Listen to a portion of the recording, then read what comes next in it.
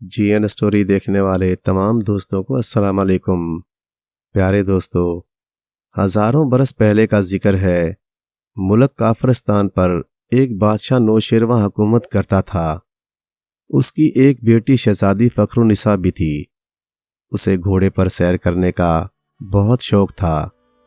وہ تعلیم کے ساتھ ساتھ تلوار بازی، تیر اندازی اور جنگی مشقوں کی ماہر تھی۔ شہزادی فخرالنساء کی سالگرہ کے موقع پر بہت سے لوگ خوبصورت تحفے بھی لائے، جن میں ایک اڑن کھٹولا تھا۔ یہ اڑن کھٹولا ایک بوڑھا شخص لایا تھا، جس کا خیال تھا یہ شہزادی کو ضرور پسند آئے گا اور اسے انعام سے نوازا جائے گا۔ یہ بڑا عجیب و غریب اڑن کھٹولا تھا جو سوار ہونے والے کی دل کی خواہش جان لیتا تھا۔ شہزادی فخرالنساء کو تمام تحائف میں سے اڑن کھٹولا بہت ہی پسند آیا، کیونکہ وہ بہت خوبصورت اور سفید رنگ کے گھوڑے کی شکل کا بنا ہوا تھا۔ اڑن کھٹولا لانے والا بوڑھا شخص بہت مکار اور بد فطرت تھا۔ وہ دیکھ رہا تھا اڑن کھٹولا شہزادی کو پسند آ گیا ہے اور وہ اس میں سوار ہونا چاہتی ہے۔ بوڑھا بولا، شہزادی صاحبہ، یہ ایک انوکھا اڑن کھٹولا ہے، آپ کے دل کی خواہش جان لے گا، آپ اس کی ضرور سیر کریں۔ ابھی بادشاہ اور ملکہ عالیہ اسے منع کرنے ہی والے تھے کہ وہ اڑن کھٹولے میں سوار ہو گئی اور دل میں آسمان کی سیر کرنے کی خواہش ظاہر کی۔ دوسرے ہی لمحے وہ یہ دیکھ کر حیران رہ گئی کہ عجیب و غریب اڑن کھٹولا زمین سے بلند ہو کر آسمان کی طرف جا رہا ہے۔ بادشاہ اور ملکہ عالیہ یہ منظر دیکھ کر بوکھلا گئے اور فوراً بوڑھے شخص کو گرفتار کرنے کا حکم دیا۔ اس سے پہلے کہ سپاہی تلواریں لے کر اس کے گرد گھیرا تنگ کرتے، وہ فوراً دھواں بن کر ہوا میں تحلیل ہو گیا۔ سب لوگ منہ دیکھتے رہ گئے۔ بادشاہ اور ملکہ عالیہ کے اوسان خطا ہو گئے۔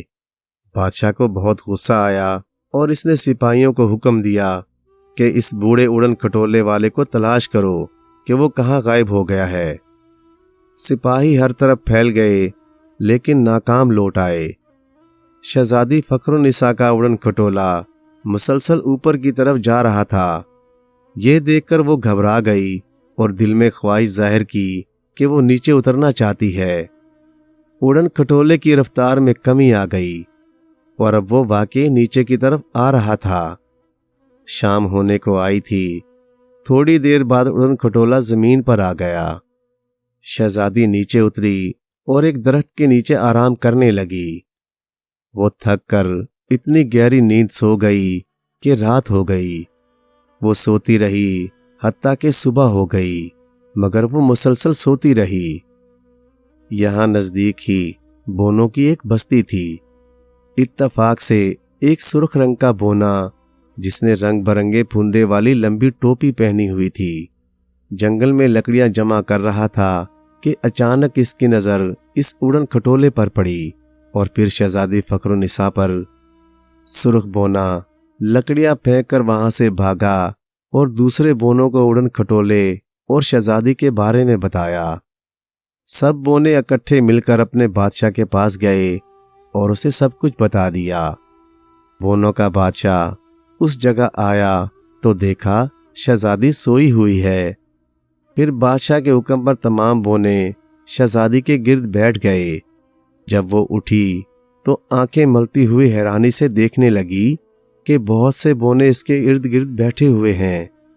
اب بونوں کا بادشاہ اپنی جگہ سے اٹھا اور شہزادی فخرالنساء کے قریب آ کر بولا، اے شہزادی، ہم تمہیں اپنے علاقے میں خوش آمدید کہتے ہیں۔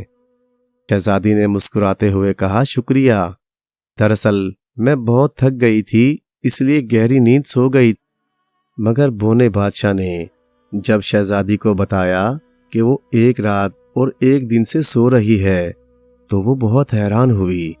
شہزادی چونکی اور کہنے لگی، ہمارے ابا حضور اور ملکہ عالیہ تو بہت پریشان ہوں گے، ہمیں جلد ہی واپس جانا چاہیے۔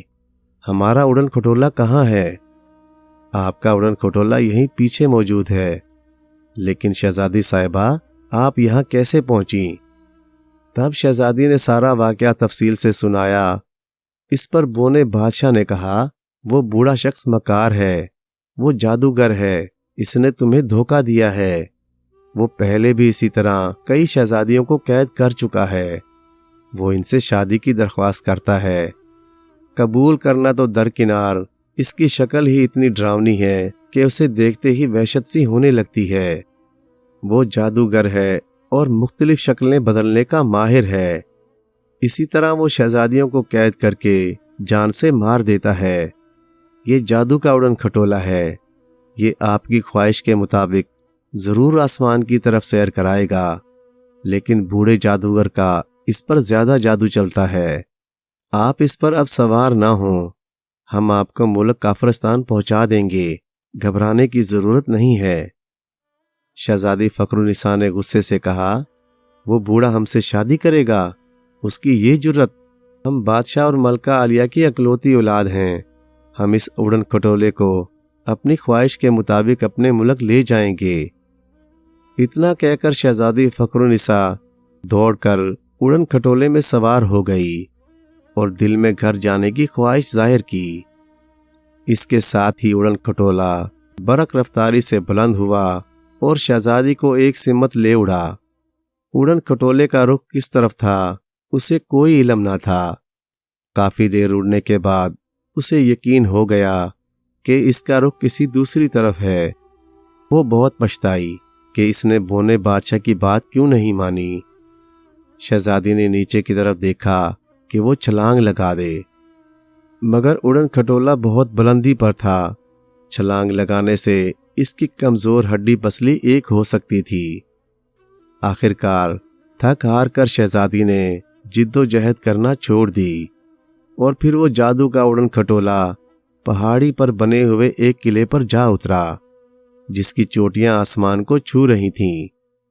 اڑن کھٹولا جیسے ہی قلعے کی زمین پر اترا، شہزادی نے دیکھا کہ وہی مکار بوڑھا کھڑا مسکرا رہا ہے۔ اس نے سیاہ لباس پہن رکھا تھا۔ جادوگر نے شہزادی سے کہا، جب میرا اڑن کھٹولا تمہیں لے کر آسمان پر بلند ہوا تو تمہاری دلی خواہش میں میری خواہش بھی شامل تھی، اس لیے یہ تمہیں میرے قلعے میں لے آیا۔ تم مجھے بہت اچھی لگتی ہو، اسی لیے میں نے یہ سب کچھ کیا۔ میں تم سے شادی کروں گا۔ یہ سن کر شہزادی غصے میں آ گئی اور بولی، کم بخت، تو بدصورت بوڑھا مجھ سے شادی کرے گا؟ یہ کبھی نہیں ہوگا۔ جادوگر نے یہ سنا تو شہزادی کو قید خانے میں ڈال دیا اور زوردار کہکا لگاتا ہوا وہاں سے چلا گیا اور دل میں کہنے لگا، ایسا ہی ہوگا ورنہ اسی قید خانے میں مر جاؤ گی۔ صبح اور شام شہزادی فخرالنساء کو ایک بوڑھی عورت کھانا دینے آتی اور خاموشی سے واپس چلی جاتی۔ شہزادی نے کئی بار اس سے بات کرنے کی کوشش کی کہ تو کون ہے اور یہاں کیسے آئی، مگر وہ بوڑھی عورت جواب نہ دیتی۔ وہ جادوگر سے ڈرتی تھی کیونکہ وہ بہت ظالم تھا۔ شہزادی قید خانے میں پریشان تھی۔ جادوگر ہر روز صبح آتا اور شہزادی کو مجبور کرتا کہ وہ اس سے شادی کر لے، لیکن شہزادی اسے کوئی جواب نہ دیتی اور غصے سے منہ پھیر لیتی۔ جب کافی دن اسی طرح گزر گئے تو جادوگر نے پھر شادی کا تقاضا کیا تو برہم ہو کر شہزادی نے جادوگر کے منہ پر تھوک دیا۔ اب کیا تھا، جادوگر غضبناک ہو گیا اور بولا، مغرور شہزادی، میں تجھے ایسی سزا دوں گا کہ تو عمر بھر یاد رکھے گی۔ یہ کہہ کر جادوگر نے کوئی منتر پڑھ کر شہزادی کو ہرن بنا دیا اور قید خانے کا دروازہ کھول دیا اور ہرن کی کمر پر زور سے ہاتھ مارا۔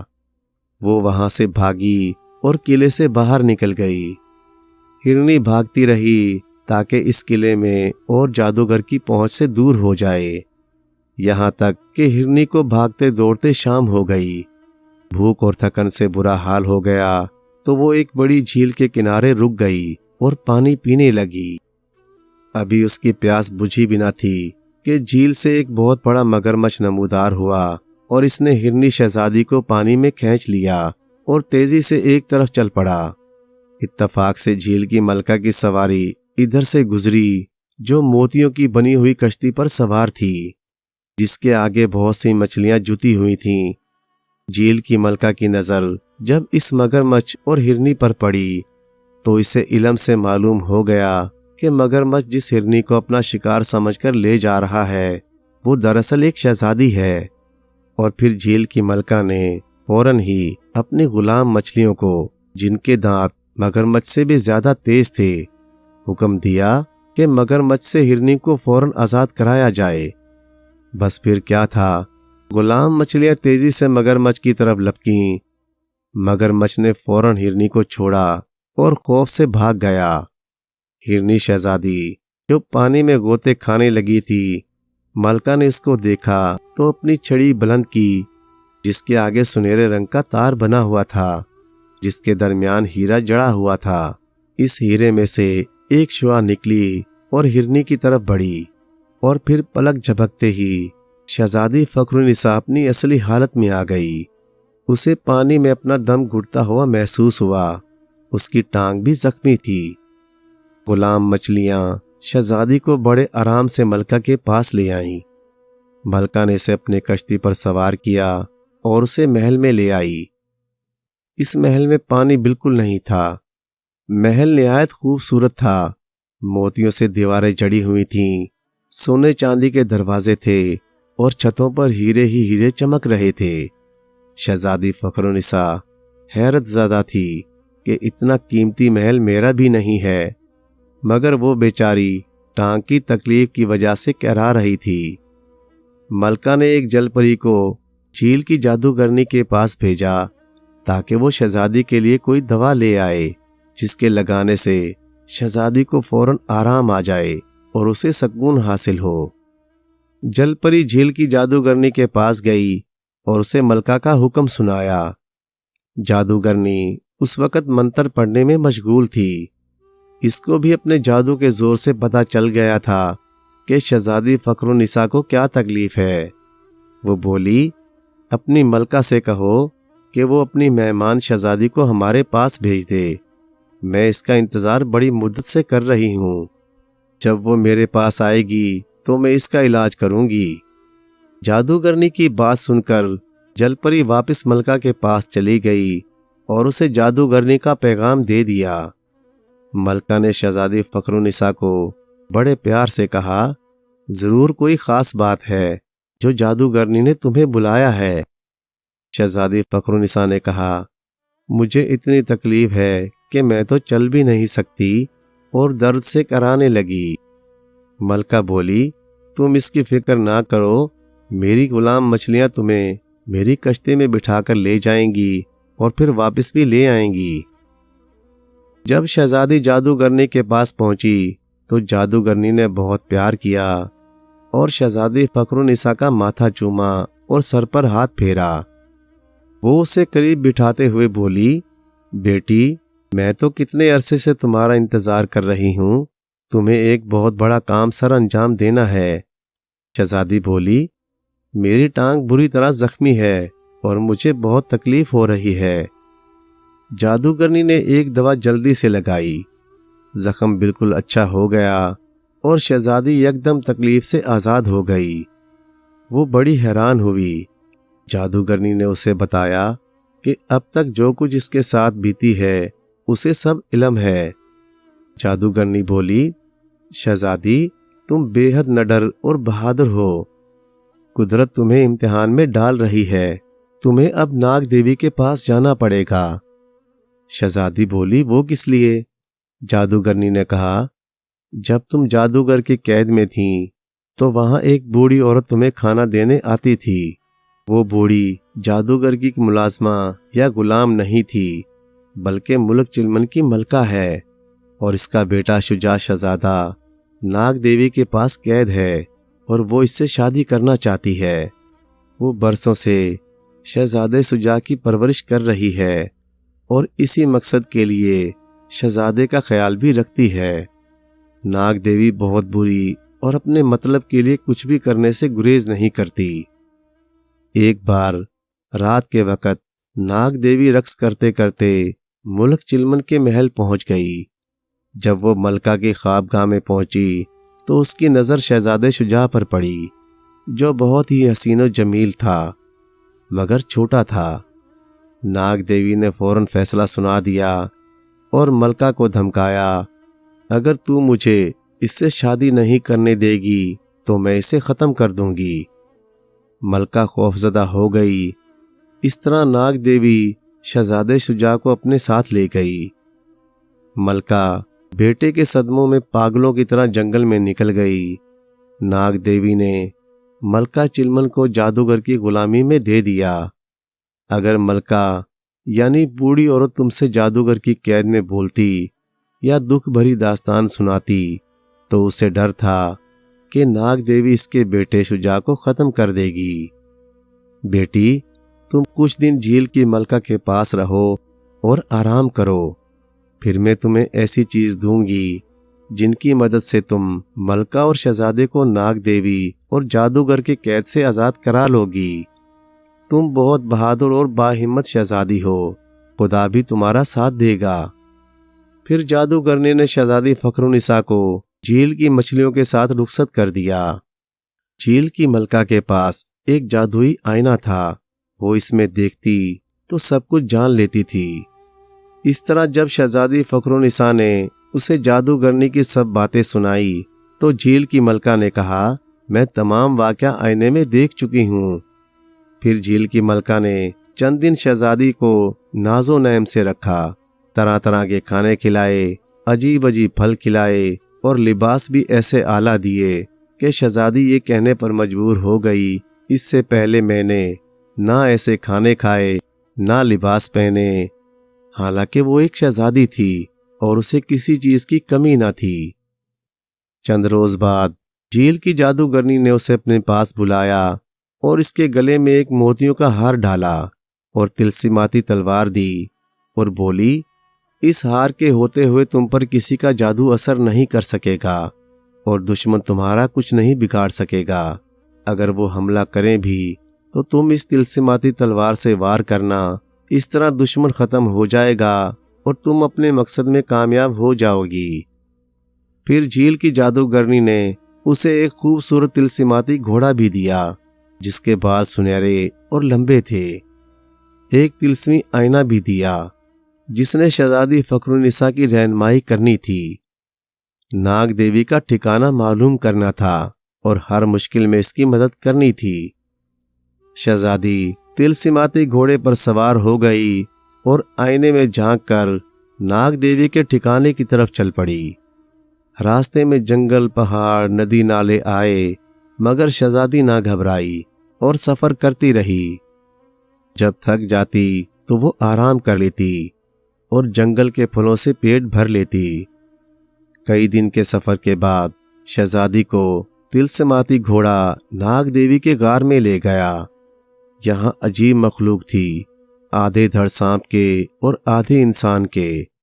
اسی طرح کی ناگ دیوی، اوپر سے عورت اور نچلا دھڑ سانپ کا۔ ناگ دیوی جشن منا رہی تھی اور اپنے محل کو خوب سجایا ہوا تھا۔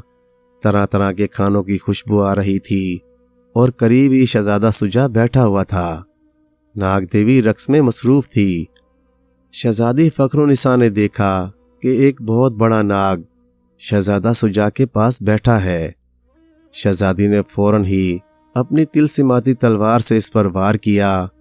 جیسے ہی تلوار اس ناگ پر پڑی وہ جل کر راکھ ہو گیا اور اسی لمحے دیوی زمین پر دھڑام سے گر پڑی۔